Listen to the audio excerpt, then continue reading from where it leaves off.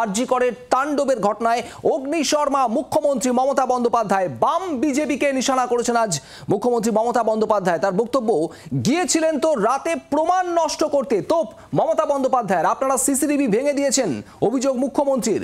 আরজি করে ভাঙচুরে 100 কোটি টাকা ক্ষতি হয়েছে।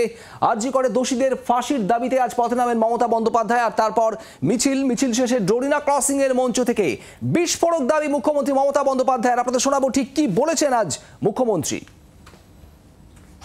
আমি আপনাদের সবাইকে বলবো, আগামীকাল সব ব্লকে ব্লকে মিছিল সংগঠিত করবেন দোষীদের ফাঁসির দাবিতে এবং বাম রাম চক্রান্তের বিরুদ্ধে। আর এখানেই মমতা বন্দ্যোপাধ্যায় বলেন যে গিয়েছিলেন তো প্রমাণ নষ্ট করতে। ঠিক এ নিয়েই কথা বলবো। সরাসরি চলে যাবো নিউজ রুমে, রয়েছেন আমাদের ইনপুট হেড সঞ্জয় ভদ্র। সঞ্জয়, আজ বাম বিজেপিকে একযোগে নিশানা মমতা বন্দ্যোপাধ্যায়ের, এবং সেখানে তিনি বলছেন যে গিয়েছিলেন তো প্রমাণ নষ্ট করতে। ঠিক কি ইঙ্গিত করলেন মমতা বন্দ্যোপাধ্যায় আজ? দেখো, যে মমতা বন্দ্যোপাধ্যায়, আমরা জানি যে পোর্শনের বাইটটুকু আমরা পরবর্তীকালে আবারও শোনাবো, যে মমতা বন্দ্যোপাধ্যায় তিনি যখন আজকে মিছিল শেষে তিনি যখন বক্তৃতা দিচ্ছিলেন, তখন তিনি এই বিষয়টি তুলে ধরেন এবং তিনি উল্লেখ করেন সেটা হলো যে তিনি বাম এবং বিজেপিকে তিনি নিশানা করেন এবং তিনি বলেন যে আপনারা তো গিয়েছিলেন রাতে প্রমাণ নষ্ট করতে, কিন্তু সামান্য একটা বিষয়ের তিনি উল্লেখ করেন যে সামান্য বিষয় ভুল হয়ে গিয়েছিল। 3rd ফ্লোরের জায়গায় আপনারা 2nd ফ্লোর চলে গিয়েছিলেন, 2টো তলা আপনারা সম্পূর্ণ ভাঙচুর করেছেন। এবং তারপরে তিনি আরও বিস্তারিত বর্ণনা করেন যে প্রায় আরজি করের মহামূল্যবান জিনিসপত্র একটা হাসপাতালের ইনফ্রাস্ট্রাকচারে সেগুলোর নষ্ট করা হয়েছে, ক্ষতি করা হয়েছে, হামলাকারীরা ক্ষতি করেছে এবং সেই ক্ষতির পরিমাণ প্রায় 100 কোটি টাকারও বেশি বলে তিনি দাবি করেন। প্রসঙ্গত উল্লেখ্য, তিনি মমতা বন্দ্যোপাধ্যায় তিনি কিন্তু রাজ্যের স্বাস্থ্যমন্ত্রীও বটে। ফলে এই ধরনের রাজ্যের একটা প্রিমিয়াম হসপিটাল, সেই হাসপাতালের যে এমার্জেন্সি বিভাগের যে যাবতীয় ইনফ্রাস্ট্রাকচার, সেই ইনফ্রাস্ট্রাকচারগুলো কিন্তু যে ক্ষতিসাধন হয়েছে সেগুলো ইমিডিয়েটলি রিপ্লেস করতে হবে, এটাও স্বাভাবিক ঘটনা। এই অর্থ সংস্থানও করতে হবে। কিন্তু সবচেয়ে উল্লেখযোগ্য, মমতা বন্দ্যোপাধ্যায় আজকে যখন তিনি এই বক্তব্য পেশ করছিলেন, তখন তিনি তুলে ধরেন যে তিনি ডান বামকে নিশানা করেন এবং তিনি বলেন যে আরজি করের হামলা 14 তারিখ মধ্যরাতে আরজি করে হামলার ঘটনার নেপথ্যে রয়েছে বাম এবং বিজেপিরা। এবং তোমাকে একটুখানি থামাবো, আমি আরো একবার দর্শকদের শোনানোর চেষ্টা করবো যে ঠিক কি বলেছেন আজ মমতা বন্দ্যোপাধ্যায় এই ডান বাম অর্থাৎ বাম এবং বিজেপিকে নিশানা করে। গোটা ঘটনা 14ই আগস্ট যে ঘটনা ঘটলো আরজি করে, তার প্রেক্ষিতে আজ কি বলেছেন শুনুন।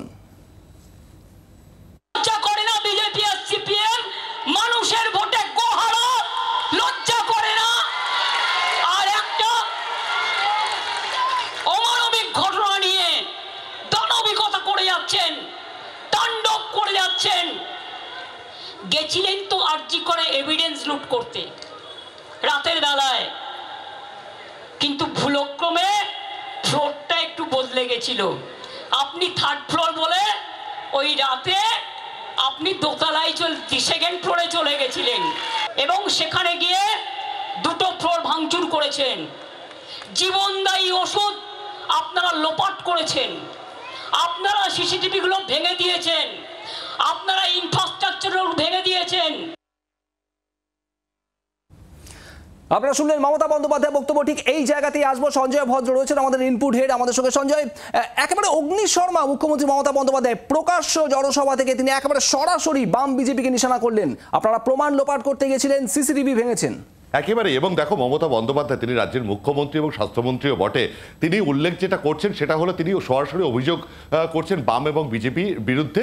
তিনি বলছেন বাম বিজেপির দলের সমর্থকরা তারা সবাই মিলে তাদের বিরুদ্ধে তার অভিযোগ যে তারা সেদিন মধ্যরাত্রিরে অর্থাৎ 14 তারিখ রাত্রিবেলায় তারা আরজি করে তারা গিয়েছিলেন। এবং এরপরে মমতা বন্দ্যোপাধ্যায় যে অভিযোগটি করছেন সেটা হলো যে আপনারা তো গিয়েছিলেন এভিডেন্স লোপাট করতে, অর্থাৎ প্রমাণ লোপাট করার কথা, যে তথ্য প্রমাণ লোপাটের বিষয়টি নিয়ে গত দুদিন ধরে আমরা দেখছি, অর্থাৎ 14 তারিখ রাত্রিবেলার পর থেকে একাধিকবার সংবাদ মাধ্যম প্রশ্ন তুলেছে বা সোশ্যাল মাধ্যমেও বিভিন্ন সোশ্যাল প্ল্যাটফর্মে এই নিয়ে আমরা বক্তব্য বিভিন্ন মানুষের দেখেছি এবং বিরোধী দলের ব্যক্তিরা তারাও প্রশ্ন করেছেন বা তারা কথা তুলছিলেন মোটিভ নিয়ে।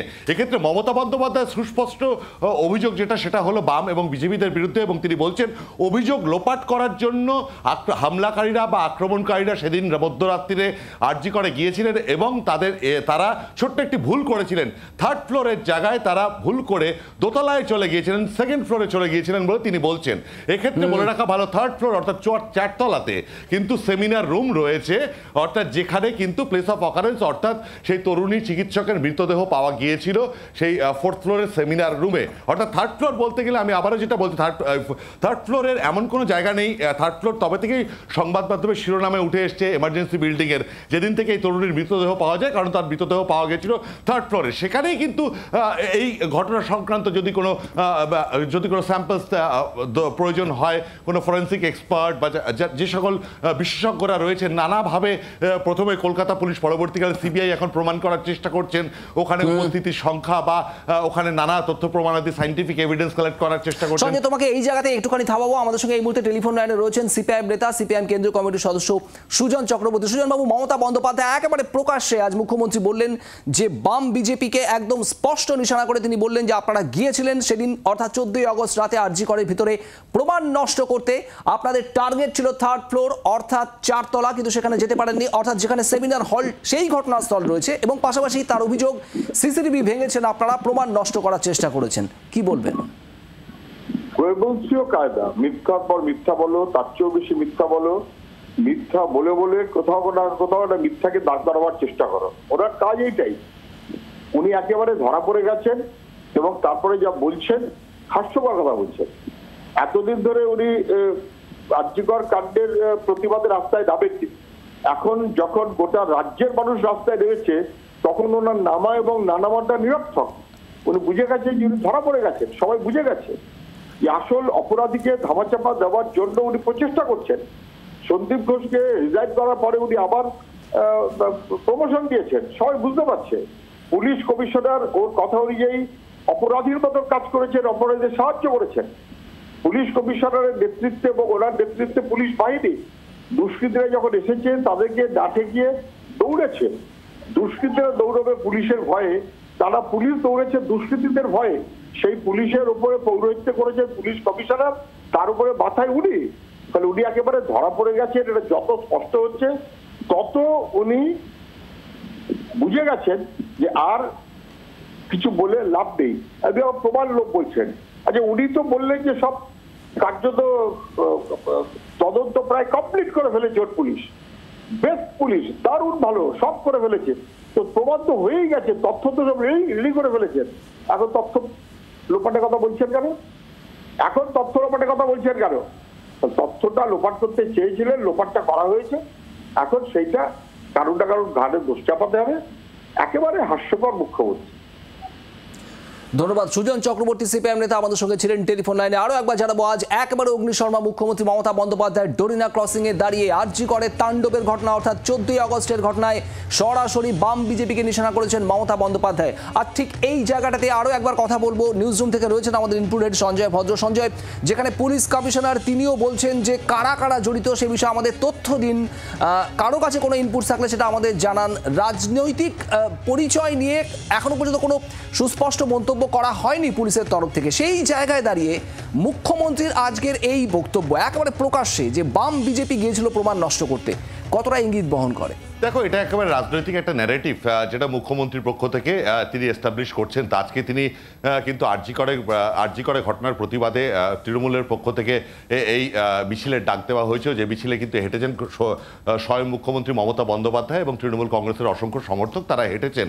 এবং সেই মিছিল শেষে তিনি যখন বক্তব্য পেশ করছিলেন তখন তিনি কিন্তু এই অভিযোগ আনেন এবং তিনি অভিযোগে তার নিশানায় ছিলেন বাম এবং বিজেপি। এবং তিনি সবচেয়ে উল্লেখযোগ্য বিষয় যেটা, সেটা হলো মুখ্যমন্ত্রী মমতা বন্দ্যোপাধ্যায়ের মুখে যেটা শোনা গিয়েছে, তিনি বলছেন যে সেদিন মধ্যরাত্রিরে হামলাকারীরা যারা আরজি করে গিয়েছিলেন, হামলা চালিয়েছিলেন, তাদের সুনির্দিষ্ট পরিকল্পনা ছিল, সেই উদ্দেশ্য যেটা ছিল সেই উদ্দেশ্য ছিল প্রমাণ লোপাট করা, এভিডেন্স লোপাট করা। তিনি কিন্তু কোট আনকোট উল্লেখ করছেন, অর্থাৎ প্রমাণ লোপাট করতে হামলাকারীরা মধ্যরাত্রিরে সেদিন কিন্তু ওই এমার্জেন্সি ওয়ার্ড বিল্ডিংয়ের এমার্জেন্সি ওয়ার্ডে হামলা চালিয়েছিল। এবং মুখ্যমন্ত্রী আরও বলছেন যে সামান্য একটা ভুল হয়ে গিয়েছিল হামলাকারীদের পক্ষ থেকে, যেটা তিনি উল্লেখ করছেন। সেই হামলাকারীরা তিনি বলছেন তাদের রাজনৈতিক রং রয়েছে, বাম এবং বিজেপিরা মিলে সমন্বয়ে এই ঘটনাটি সংগঠিত করেছেন। এবং তিনি বলেছেন যে থার্ড ফ্লোরে আপনাদের যাওয়ার কথা ছিল হামলাকারীদের, সেই জায়গায় ছোট্ট ভুল করে তারা সেকেন্ড ফ্লোরে চলে গিয়েছিলেন। পরে তিনি আবার বলেন যে সেকেন্ড ফ্লোরের জায়গায় তিনি দোতলা শব্দটি উচ্চারণ করেন।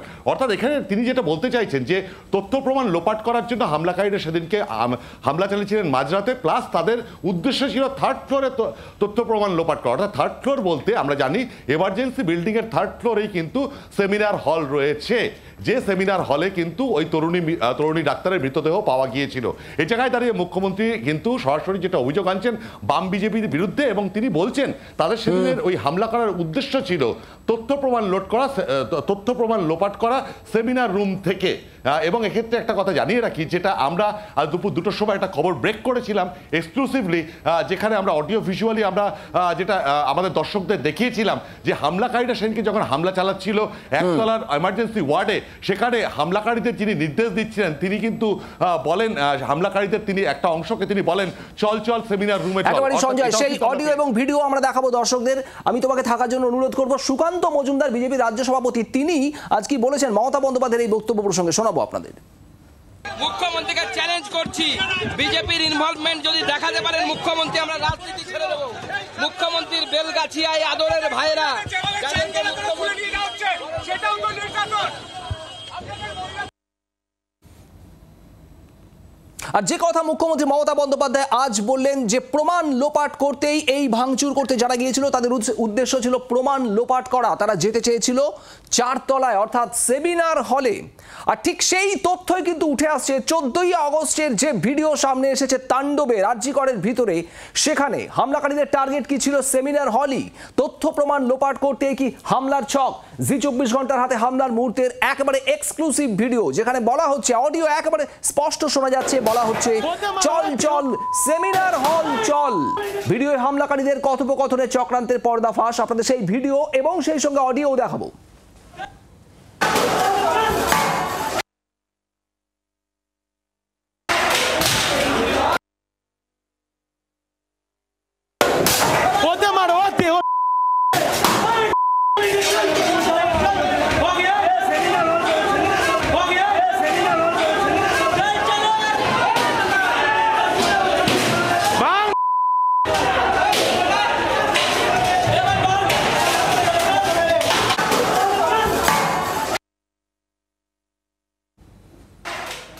আপনাদের শোনালাম সেই অডিও যেখানে বলা হচ্ছে চল চল সেমিনার হল চল। আর এ নিয়ে police commissioner, Kolkata police commissioner Vineet Goyal, তার কি বক্তব্য শোনাবো।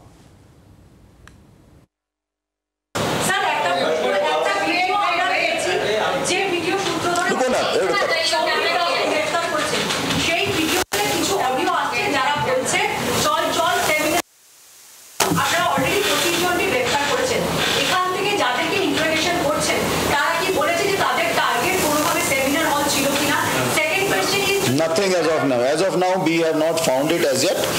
We are examining them. We just আমাদের পর সংখ্যাটা বাড়ছে, ঠিক আছে, the people who we are arresting. Exactly এখন অবধি সেরকম কিছু আমাদের কাছে কেউ রিভিল করেনি, বাট রিভিল করলে আমরা নিশ্চয়ই